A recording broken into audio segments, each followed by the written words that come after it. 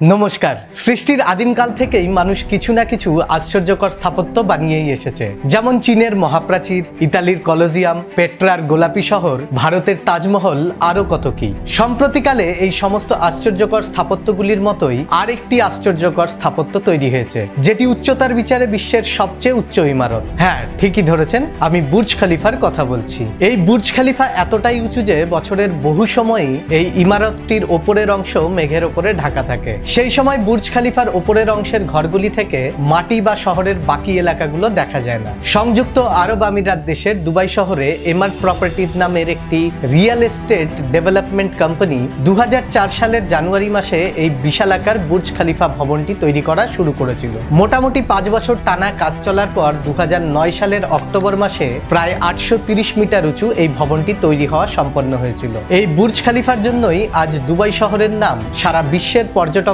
মধ্যে অত্যন্ত জনপ্রিয় হয়ে উঠেছে। তাই তো প্রতি বছর গড়ে প্রায় 170 লক্ষেরও বেশি মানুষ এই বুর্জ খলিফা দেখার জন্য দুবাই শহরে ভিড় করেন। জেনে অবাক হবেন, প্রতি বছর এই বুর্জ খলিফা ঘুরে দেখার টিকিট বিক্রি করে এমার্ট প্রপার্টিজ সংস্থাটি প্রায় 5175 কোটি ভারতীয় রুপি আয় করে। এই বুর্জ খলিফা ভবনটি এতটাই উঁচু যে মাটির ওপরে বুর্জ খলিফার মোট 163 তলা দেখা যায়। এছাড়া মাটির নিচে আরো দুটি অতিরিক্ত তল রয়েছে। মাটির ওপরে থাকা 163 তলার মধ্যে 154টিতে রয়েছে হোটেল, আবাসিক অ্যাপার্টমেন্ট, অফিস আর বাণিজ্যিক দোকান। ভবনটির বাকি 9 তলা বিভিন্ন যান্ত্রিক সঞ্চালনের কাজে ব্যবহৃত হয়। যেহেতু এই ভবনটি বিশাল উঁচু, তাই এটির বিভিন্ন তলায় যাতায়াত করার জন্য রয়েছে মোট 54টি লিফট। এছাড়া প্রথম তলা থেকে 160 তলা অবধি পৌঁছানোর জন্য রয়েছে মোট 2909টি সিঁড়ি। বিশালাকার এই বুর্জ খলিফা ভ্রমণ করার জন্য একজন প্রাপ্তবয়স্ক ব্যক্তিকে প্রায় 3400 ভারতীয় রুপি থেকে শুরু করে প্রায় 5100 ভারতীয় রুপি বা 6700 বাংলাদেশি টাকার টিকিট ক্রয় করতে হতে পারে। সেই টিকিট ক্রয়ের বিনিময়ে একজন ব্যক্তি 124 থেকে 25 তলায় থাকা অবজারভেশন ডেক থেকে সারা দুবাই শহরের অপূর্ব সুন্দর দৃশ্য উপভোগ করার সুযোগ পাবেন। এছাড়া সূর্যোদয় ও সূর্যাস্ত দর্শনের মতো দারুণ অভিজ্ঞতা, দুবাই ফাউন্টেন শো দেখার সুযোগ আর বিভিন্ন প্রদর্শনীতে অংশগ্রহণ করার সুযোগ পাবেন। তবে আপনি যদি আরো বেশ কিছু অর্থ খরচ করতে রাজি হন, তাহলে আপনি ভিআইপি টিকিট ক্রয় করতে পারেন, যার বিনিময়ে আপনি 148 তলায় থাকা পৃথিবীর সবচেয়ে উঁচু অবজারভেশন ডেক থেকে পুরো দুবাই শহরের অপরূপ দৃশ্য উপভোগ করতে পারবেন আর সাথে বিনামূল্যে অফুরন্ত জুস আর চা কফি পান করার সুযোগ পাবেন। যদিও আজ আমরা এই বিশালাকার ইমারতটিকে বুর্জ খলিফা নামেই জানি, তবে এই ভবনটির নাম সবসময় বুর্জ খলিফা ছিল না। বুর্জ খলিফার আনুষ্ঠানিক উদ্বোধনের আগে অবধি ভবনটিকে বুর্জ দুবাই বলা হতো, কিন্তু 2010 সালের 4 জানুয়ারি এই ইমারতটির উদ্বোধনের দিন সংযুক্ত আরব আমিরাতের উন্নয়নে দেশটির রাষ্ট্রপতি শেখ খলিফা বিন জায়েদ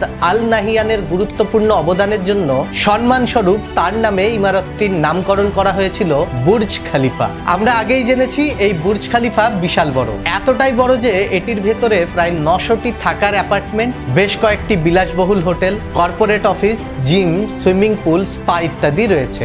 বুর্জ খলিফার ভেতরে থাকা হোটেলগুলিতে এক রাত্রি কাটানোর জন্য $800 থেকে $1500 মানে প্রায় 64,000 থেকে 1,20,000 ভারতীয় রুপি খরচা হতে পারে। তবে বছরের বিভিন্ন সময় এই খরচ বাড়তে বা কমতে পারে। মানুষের দ্বারা বানানো বিশ্বের সবচেয়ে উঁচু ইমারত হলো বুর্জ খলিফা। এই ইমারতটি বানাতে প্রায় 12,508 কোটি ভারতীয় রুপি খরচা হয়েছিল। তাই অনেকের মনেই প্রশ্ন আসে, এত বিপুল পরিমাণ অর্থ খরচা করে বানানো এই ইমারত কতটা সুরক্ষিত? কাল এমন হবে না তো প্রবল ঝড় বা ভূমিকম্পে এটি ধ্বংস হয়ে যাবে? আসলে যেহেতু কোনো প্রাকৃতিক দুর্যোগের ওপর মানুষের কোনো নিয়ন্ত্রণ নেই, তাই বিশ্বের কোনো ইমারতকেই সম্পূর্ণ সুরক্ষিত বলা যায় না। তবে বুর্জ খলিফা বানানোর সময় উন্নত প্রযুক্তিবিদ্যা আর ইমারতটির কাঠামোগত ক্ষমতার দিকে বিশেষ নজর দেওয়া হয়েছিল। তাই তো বিশ্বের বিখ্যাত ইঞ্জিনিয়ারদের মিলিত জ্ঞান, অভিজ্ঞতা, বহু বছরের পরীক্ষামূলক যাচাই আর গবেষণার পর বুর্জ খলিফার ডিজাইন তৈরি করা হয়েছিল। এই ডিজাইন তৈরি করার সময়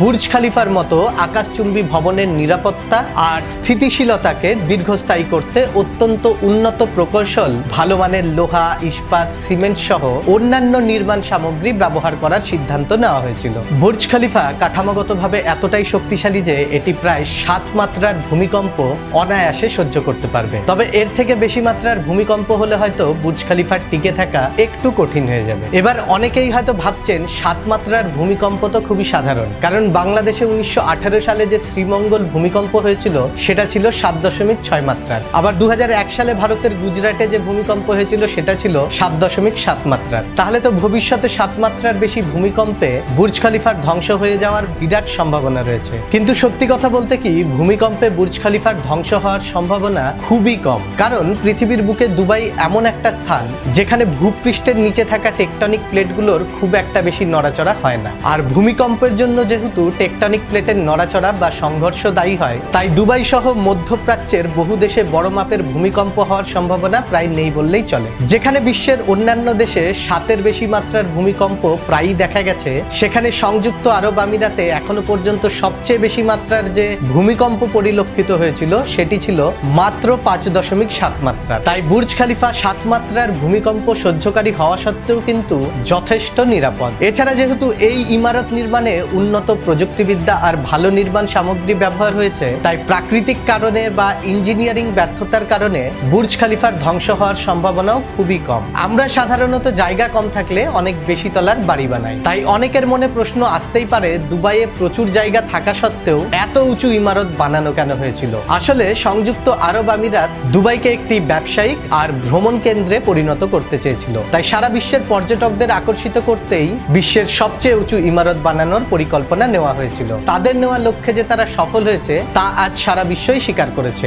এই কারণে দুবাইয়ের অনুকরণে সৌদি আরবে বুর্জ খলিফার থেকেও অনেকটা উঁচু, প্রায় 1 কিলোমিটার উচ্চ জেদ্দা টাওয়ার বানানোর কাজ শুরু হয়ে গেছে। অদূর ভবিষ্যতে পৃথিবীর সবচেয়ে উঁচু ইমারত হতে চলেছে জেদ্দা টাওয়ার। অনেক বিশেষজ্ঞের ধারণা জেদ্দা টাওয়ার তৈরি হয়ে গেলে দুবাইয়ের পর্যটনে যথেষ্ট প্রভাব পড়বে, তবে সেই দিন আসতে এখনো বেশ কিছু বছর সময় লাগবে। আপনি যদি সেই জেদ্দা টাওয়ারের ব্যাপারে আরো অনেক অজানা বিষয় জানতে চান, তবে আমাদের চ্যানেলের জেদ্দা টাওয়ারের ভিডিওটি দেখতে পারেন। যাই হোক, আজকের মতো এখানেই শেষ করব। আশা করি আমাদের এই ভিডিওতে উপস্থাপিত সমস্ত তথ্যগুলো আপনাদের ভালো লেগেছে। ভালো লেগে থাকলে একটাই অনুরোধ, অবশ্যই আমাদের ভিডিওটি লাইক, কমেন্ট, শেয়ার আর সাবস্ক্রাইব করে আমাদের সাহায্য করুন। ধন্যবাদ, দেখা হবে পরবর্তী ভিডিওতে।